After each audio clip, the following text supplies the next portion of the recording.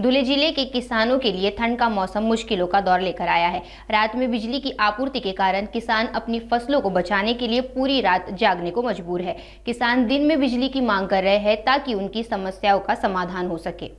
एक तरफ जहां ठंड का मौसम आम लोगों के लिए सुकून भरा है, वहीं धुले जिले के किसानों के लिए ये मौसम कठिनाइयों का सबक बना हुआ है। रात में बिजली की आपूर्ति के कारण किसानों को अपनी फसलों को पानी देने के लिए पूरी रात खेतों में गुजारनी पड़ती है। इस दौरान तापमान 4 डिग्री तक गिर चुका है, जिससे ठंड में रात भर जागना और भी चुनौतीपूर्ण हो गया है। किसानों ने राज्य सरकार से मांग की है कि दिन में कम से कम 8 घंटे बिजली आपूर्ति सुनिश्चित की जाए। उनका कहना है कि बिजली की मौजूदा शेड्यूल ने उनकी कठिनाइयों को और बढ़ा दिया है। किसानों का कहना है कि वे लगातार संघर्ष कर रहे हैं, चाहे वो सूखा हो या भारी बारिश। अब इस ठंड में रात भर जागना उनकी सेहत और जान के लिए भी खतरनाक साबित हो रहा है। किसानों ने उम्मीद जताई है कि राजनीतिक दल उनके इस गंभीर मुद्दे पर ध्यान देंगे और सरकार इस दिशा में कोई ठोस कदम उठाएगी।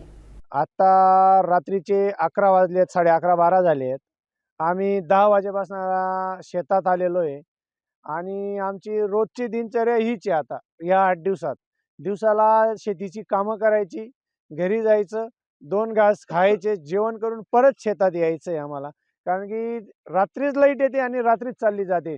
लाईट ही दिवसाचं उजेड पडत नाही तेवढ्यात लाईट जाते आणि प्रत्येक शेतकऱ्याचं जीवनमान एवढं खराब झालेलं आहे आता सध्याच्या परिस्थितीत, की त्याला काय करावं ते सुद्धा समजत नाही. दिवसात शेतात काम करावं की रात्री पिकांना पाणी द्यावं.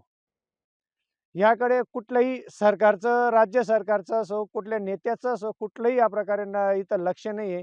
शेतकरी हा खातोय की मरतोय की जगतोय याच्याकडे कोणाचंही एक लक्ष नाही आहे. भारत हा कृषीप्रधान देश असून ह्या देशात शेतकऱ्याचंच जास्त हाल आहे. कारण की एवढे हाल आहेत आता.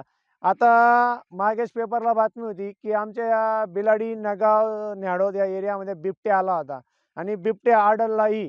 सीसीटीव्ही कॅमेऱ्यात दिसत्या बिबट्याने 2 गायींचं नुकसान केलंय. त्यानंतर 5-6 बकरेही खाल्लेले आहे.